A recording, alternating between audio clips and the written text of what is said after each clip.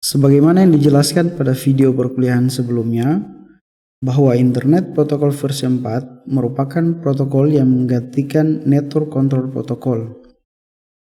Sampai saat ini, Internet Protokol versi 4 masih digunakan di jaringan internet, di jaringan LAN, MAN, dan di jaringan WAN, walaupun sudah ada protokol baru yaitu Internet Protokol versi 6.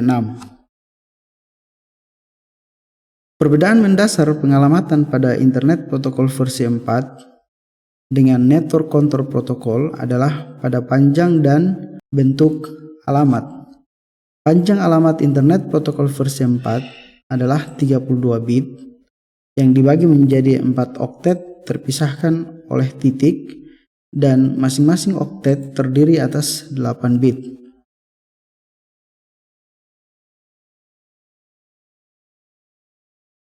Ini adalah oktet pertama dari Internet Protokol versi 4, kemudian ini oktet kedua, oktet ketiga, dan oktet keempat.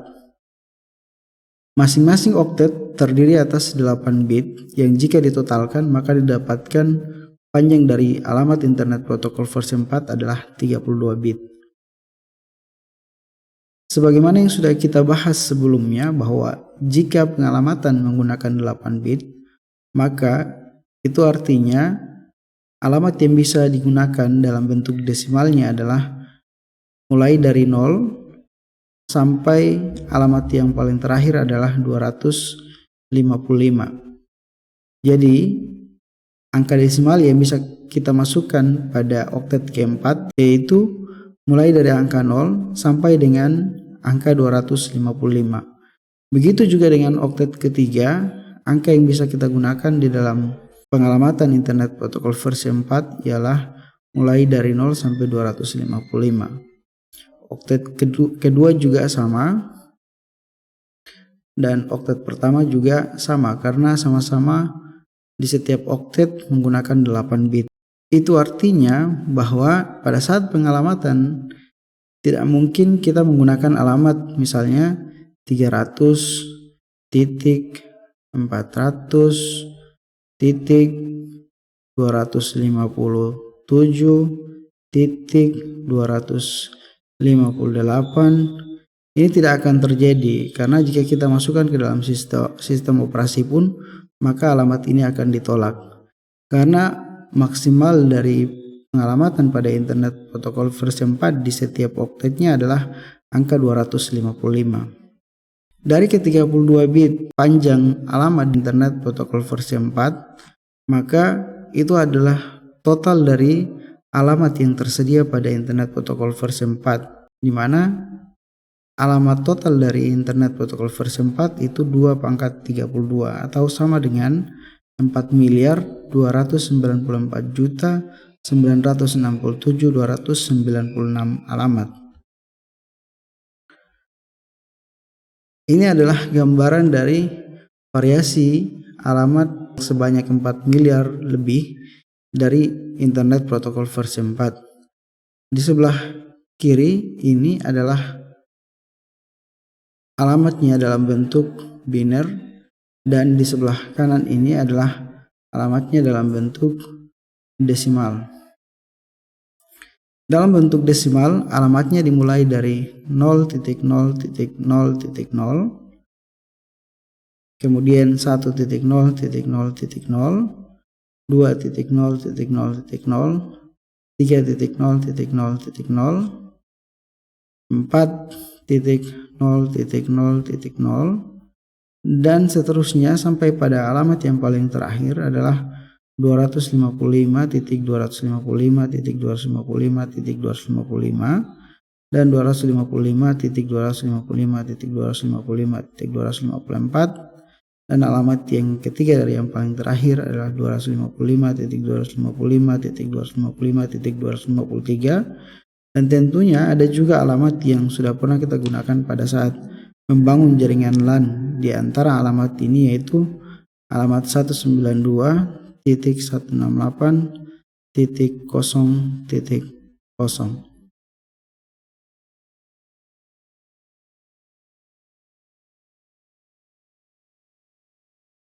Selain mengetahui panjang dan bentuk dari alamat internet protokol versi 4, salah satu pengetahuan yang penting juga diketahui oleh teman-teman adalah konversi alamat internet protokol versi 4 dari bilangan biner ke bilangan desimal atau sebaliknya. Perhatikan contoh berikut ini untuk cara konversi bilangan biner alamat internet protokol versi 4 ke bilangan desimal. Di sini kita memiliki sebuah alamat yang ditulis dalam bilangan biner.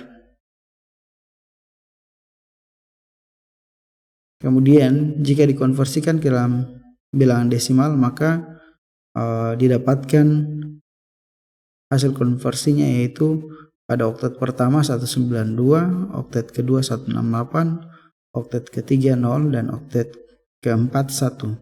Namun yang jadi pertanyaannya adalah bagaimana cara melakukan konversi sehingga mendapatkan angka desimal yang ada pada setiap oktet ini.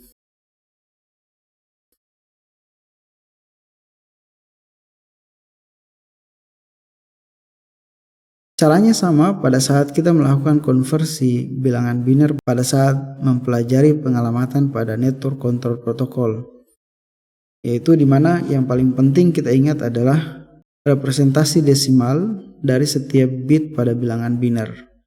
Misalnya bit ke-8 dari bilangan biner itu representasinya dalam desimal adalah 128, bit ke-7 64, dan seterusnya. Cara mengkonversi bilangan biner ini sehingga mendapatkan angka desimalnya 192 adalah dengan cara pertama kita tuliskan bilangan binernya di baris pertama 11 0 0 0 0 0 0. Kemudian sebagaimana yang kita sudah jelaskan sebelumnya bahwa bit yang bernilai 0 tidak perlu dihiraukan, maka kita coret. Kemudian kita jumlahkan bit yang bernilai 1, di mana 128 ditambah dengan 64, maka hasilnya yang didapatkan adalah 192. Kita coba lagi pada oktet yang kedua, di mana bilangan biner yang akan kita cari adalah 1010 1000. Kita konversi ke dalam bilangan desimal. Pertama kita tulis bilangan binernya 10 10 10 00. Kemudian nolnya kita hapus. Kemudian kita jumlahkan yang bernilai 1. 128 ditambah 32 ditambah 8, maka 128 ditambah dengan 32 hasilnya adalah 160.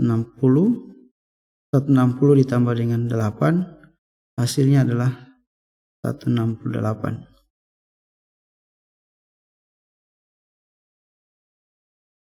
Untuk oktet ketiga dan oktet keempat sangat sederhana, karena oktet ketiga semua bitnya bernilai 0, maka sudah bisa dipastikan jika dikonversi ke dalam desimal pun maka akan mendapatkan bilangan desimal 0. Begitu juga dengan pada oktet keempat, di mana hanya satu bit yang bernilai 1, yaitu pada bit pertama, dan kita tahu bahwa bit pertama representasi nilainya dalam desimal adalah 1, maka hasilnya juga adalah 1.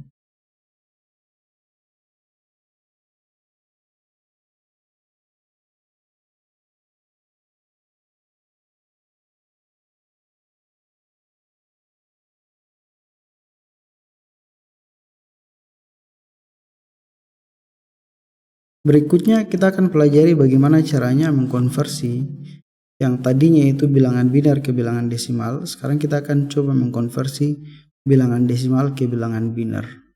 Di sini ada alamat 192.168.0.1.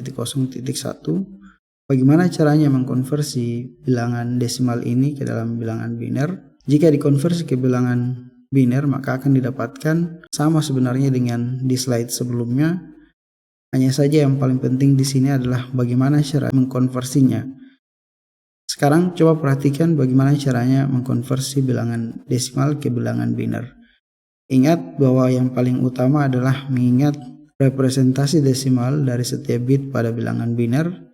Kemudian kita tulis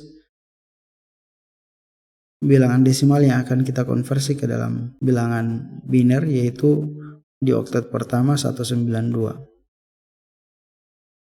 Kemudian kita bandingkan 128 dengan 192. Cara membandingkannya adalah dengan mempertanyakan apakah 128 lebih kecil dari atau sama dengan 192, lebih kecil dari atau sama dengan 192. Jawabannya adalah 128 lebih kecil dari 192. Jika jawabannya adalah ya, maka di atas kita tulis 1. Kemudian kita kurangkan 192 dikurang 128. 12 dikurang 8. Hasilnya adalah 4. Kemudian 8 dikurang 2. Hasilnya adalah 6. 64 kita geser ke kolom yang berikutnya. Kemudian kita bandingkan apakah 64 lebih kecil dari atau sama dengan 64. Jawabannya adalah 64 sama dengan 64. Maka di sini juga kita tuliskan 1. Kemudian kita kurangkan 64 kurang 64. Hasilnya adalah 0. Jika sudah kita dapatkan hasil akhir 0, maka sudah bisa dipastikan bit selanjutnya itu adalah 0. Begini cara mengkonversi bilangan desimal ke dalam bilangan biner. Ini untuk oktet yang pertama. Kita coba lanjut pada oktet yang kedua.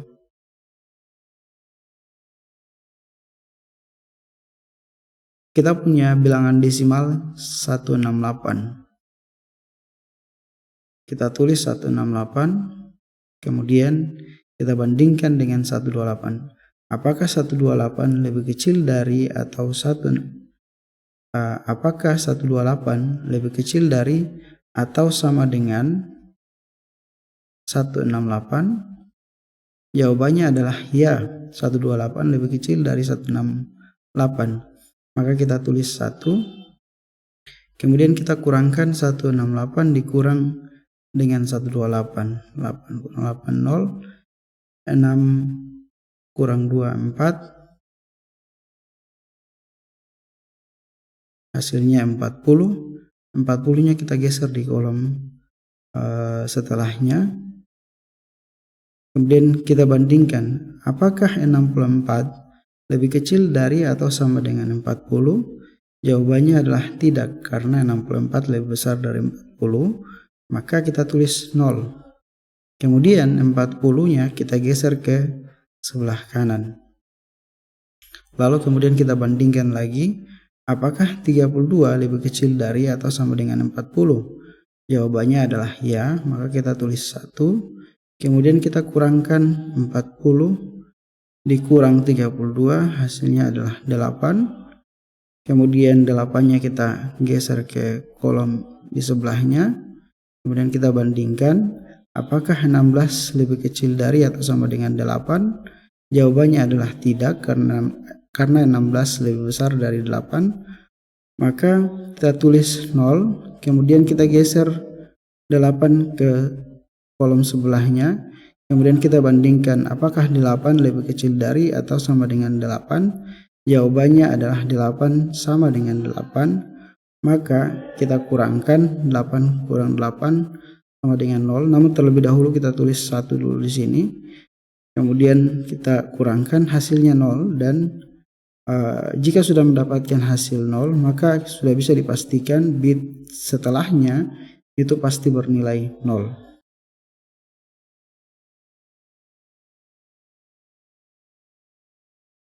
Untuk oktet yang ketiga, karena kita tahu bahwa 0 itu jika dikonversi ke dalam bilangan biner, maka sama saja dengan nolnya itu sebanyak 8 kali.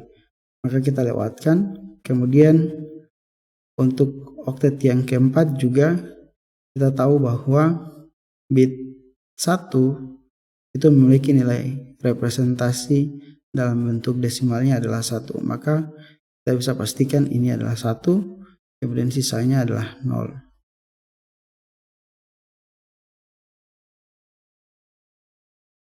Begitulah cara mengkonversi bilangan desimal ke bilangan biner. Sampai di sini pembahasan di video ini. Video berikutnya kita akan membahas tentang model pengalamatan kelas full pada Internet Protokol versi 4. Sampai jumpa di video berikutnya.